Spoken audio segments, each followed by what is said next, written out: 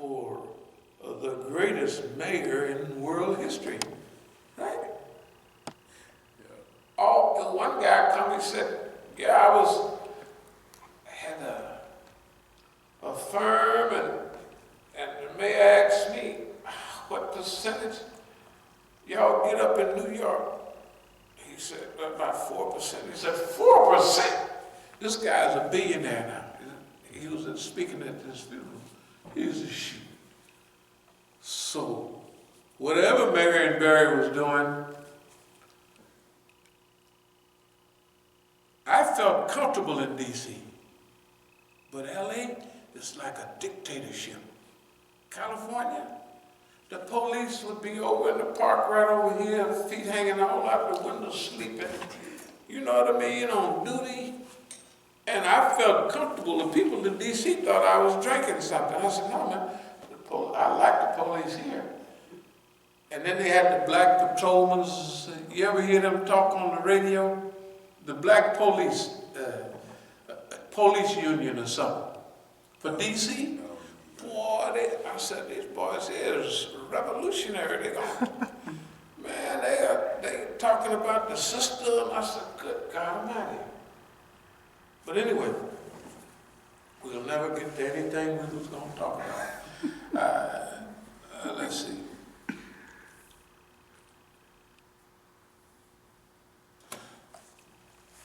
The point is we have been able to domesticate the system. We talked about that before. That's what we've done here. Okay, we've already done that. We've already domesticated, or call it what you want. What they did in Oakland, the Masjid is there, is sitting there all alone. Nobody's going there, the doors is closed, everything. That's the way Oakland is. To everybody else, man, that's real sad. It ain't sad, it's perfect. There's the Masjid, right? So what was the purpose of the people that was coming there? The purpose of the people coming there, I had a bag full of pictures. I'll bring them the next day I come. I didn't bring them evidently. I have pictures of all during the 90s and early 2000s. A lot of the demonstrations we had here, a lot of that stuff. The background, you can see the cars, the picnics we had out there, right there. All the functionary stuff. A lot of pictures of people from UCLA, all mixed crowd. In fact, all of them were actually foreigners. Mostly were foreigners from As-Sabiqun and from headquarters. Headquarters was Shia, As-Sabiqun was Sunnis, but we all worked in perfect harmony. I got a lot of those pictures. All you got to do is ask, where are those people? Where did they go? No, where did they come from? But where did they go? Where's all those people? And remember, everybody had Bayah. Allegiance. You had allegiance, right? And you knew what it meant to the leader. The big chief, he ain't gonna be bothering nobody but this. And we have these are the programs, this is what we want to do. All those articles in As-Sabiqun, the newsletter speaks clearly of what we're trying to do and what our mission is. It really does a good job of analyzing where we are, where we want to go, and what we visualize for the future during those days. One of the things that it said over and over again, that we're in a state of war. This was stages of growth in the Islamic movement, 1 and 2. Both said, there's a state of war that exists between the united forces of Kufr and the Muslims. And that was then, and that's now. What happens in a state of war? How would they treat us? And what we're about? Well, we have the framework. We see how they would treat us.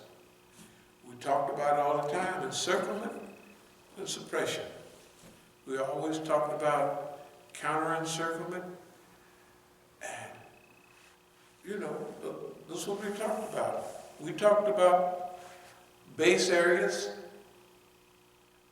and not letting base areas, we didn't use it in details, become a burden.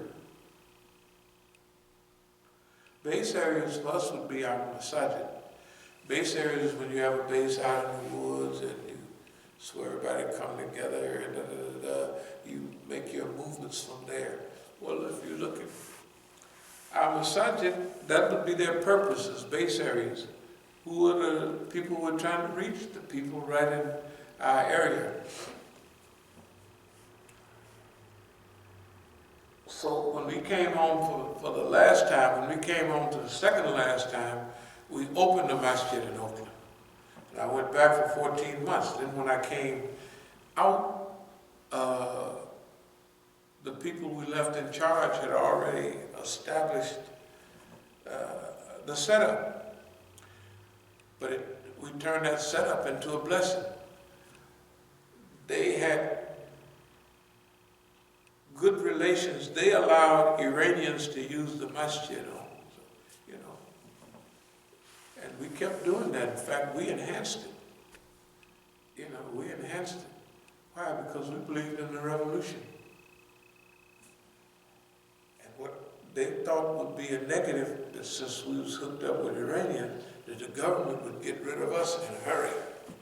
They did. They infiltrated us all the way up.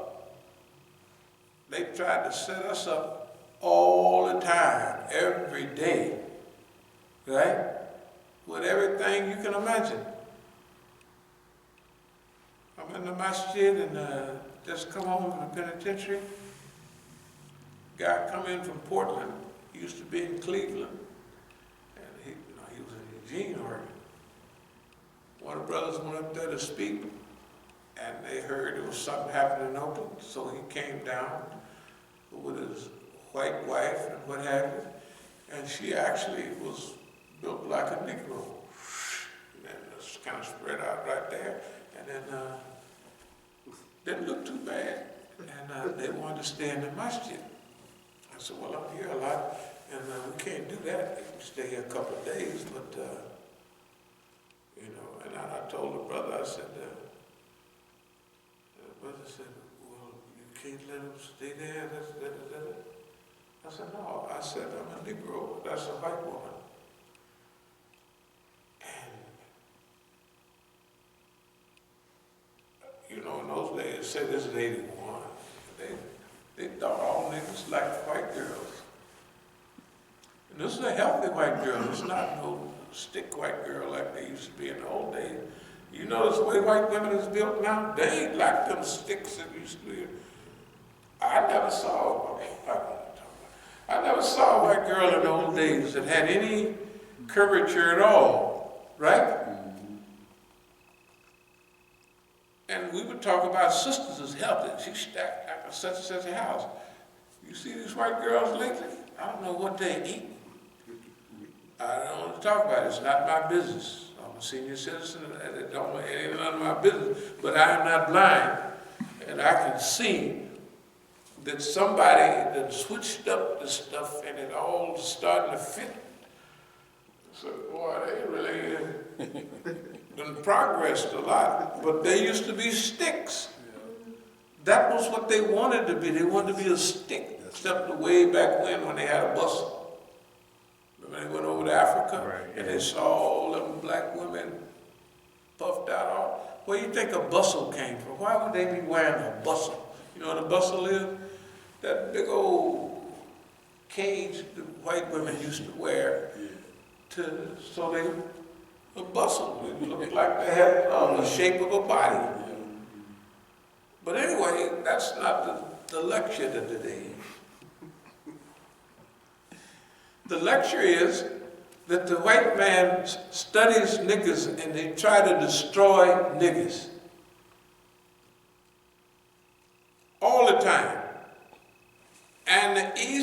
way to catch him is with something that the niggas approve of. And in the old days, was white girls. That's, you know.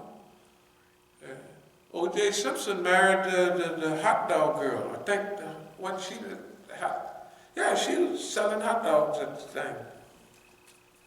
And they just couldn't believe he killed that wonderful white woman. I said, that was a dope fiend white woman.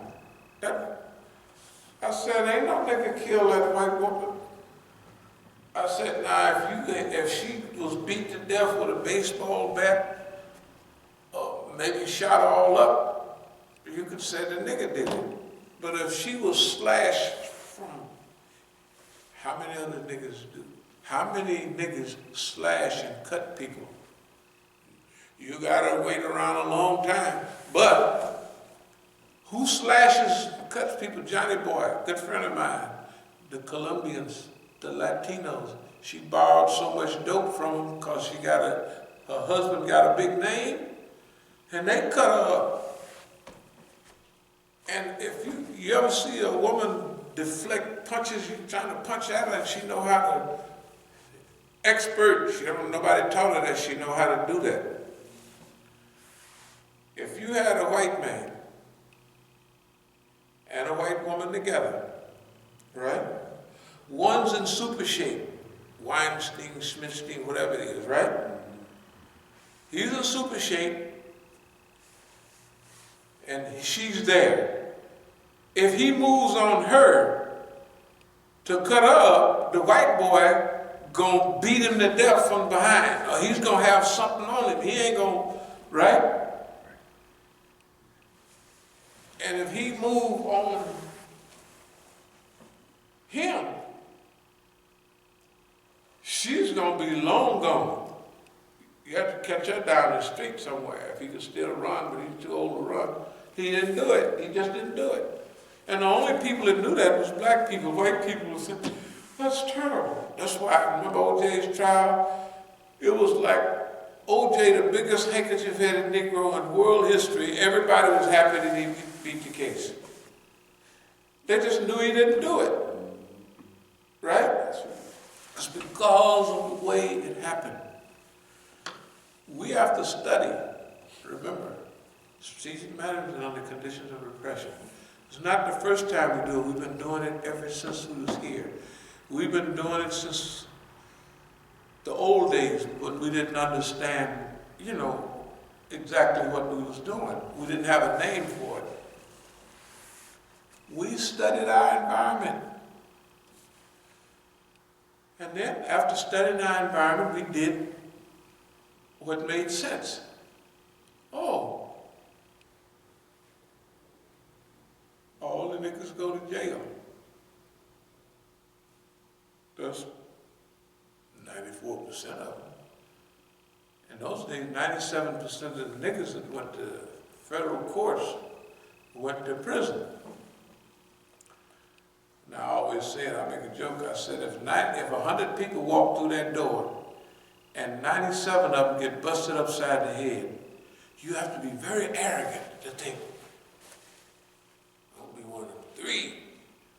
Lucky nigga. That's why everybody thinks so. I'll be the one to get away. Like all the people going to war, you get killed.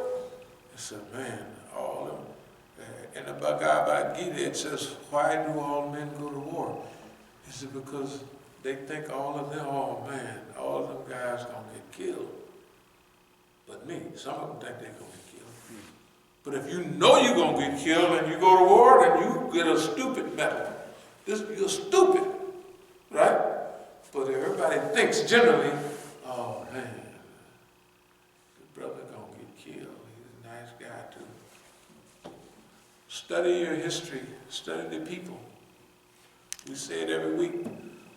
100 battles, 100 victories, 1,000 battles, 1,000 victories. Then after you've studied your environment and the circumstances, you make a plan.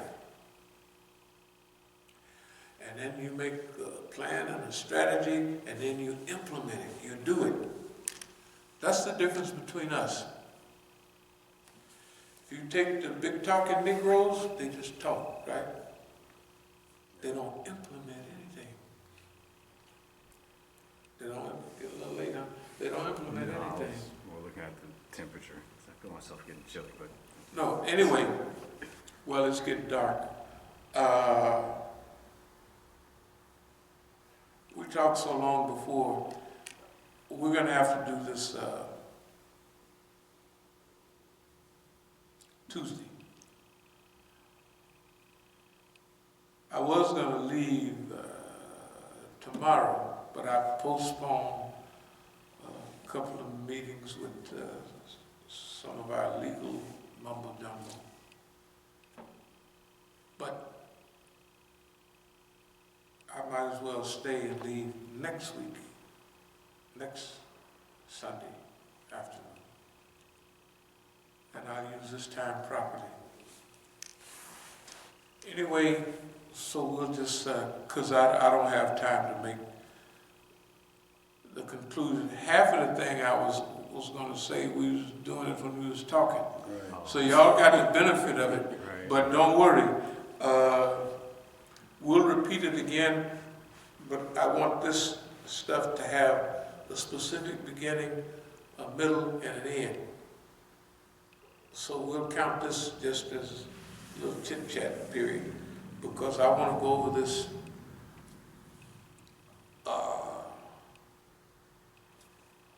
because we're at a stage that we're not going to go through what we went through before in general.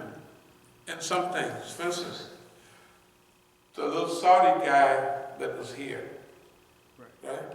Okay. You see what we did? We said, if anybody stayed here, I said there was a Sudanese brother here the other night, said he lived in Saudi Arabia, and he was saying da-da-da-da-da.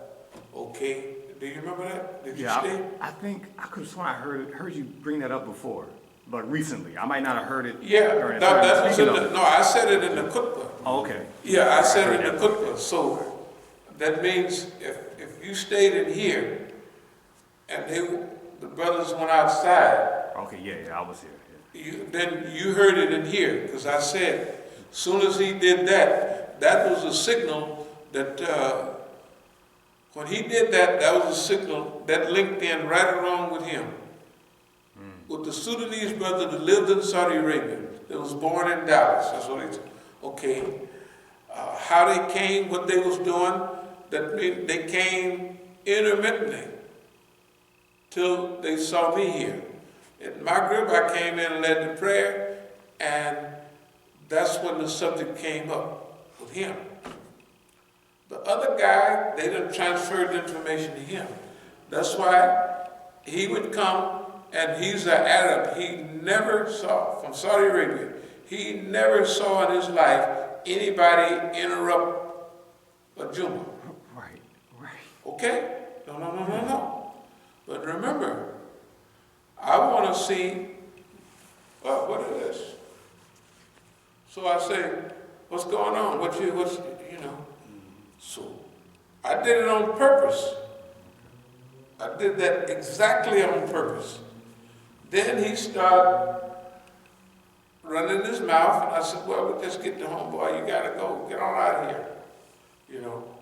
And remember, you didn't see me itching or nothing. So I wasn't emotional about this. I wasn't, oh no, I was just, this is almost planned, except we let him do it. When he finished, he comes back in, and I said, okay, what you got to say? The stuff he said was 100% ignorant. So I said, well, that's when I told him about breatharianism. Okay, good. You told him about that? No, breatharianism. In other words, I was telling him, the guy in California did breatharianism, and he said on the radio, somebody said on the radio to this guy, Hey, all of y'all are stupid talking to this man about breatharianism. The Quran says when you talk to the ignorant, say salam. So I listened to what he had to say.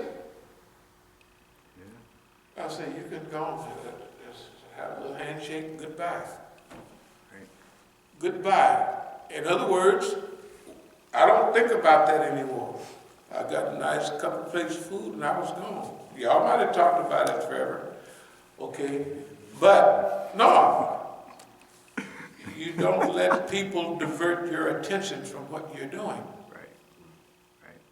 Unless you want to know how it hooks up. Let's see what it is. Remember, we got all the time in the world. We get back to Oakland when we get ready. We're going to say what we want to say. It doesn't make no difference what they do or what they don't like or what. We're not into that anymore. We're just not into that. We have a plan what we're going to do. Okay? Oakland cannot be used as a diversion to get our mind. We're into 2020 vision now. Right. Visionary, what we got for now. No matter what they do, we still evolving. They're not in charge of our evolution. We're in charge of our own evolution. What they do, what they say, has nothing to do with our evolution. The masjid in Oakland is a base area. So is the masjid here. If this masjid ever gets in the way or somebody's trying to use it to divert us, we just close it down, that's all. Don't mean nothing, because it's a base area. Remember, Quran, Sunnah, right? That's where we're coming from. Then, after that, comes history. What has our history been? Look outside. Look at the history right around here. There's this house right here. Look around the yard. What's there? Junk. What's around the yard and the back? Couches. Junk. It's a masjid. It's junk. Okay, if they want to clean the roof up, take it off and take the stuff away with you. But don't leave it out there. Right? Junk. The cars. Junk. The roof over there got flapping stuff on it, right? It's not on there to stop no rain. It never was. Because the roof wasn't leaking. They had a little drop of it, and this stuff been up there for 2 years. And I said, well, if when it gets to be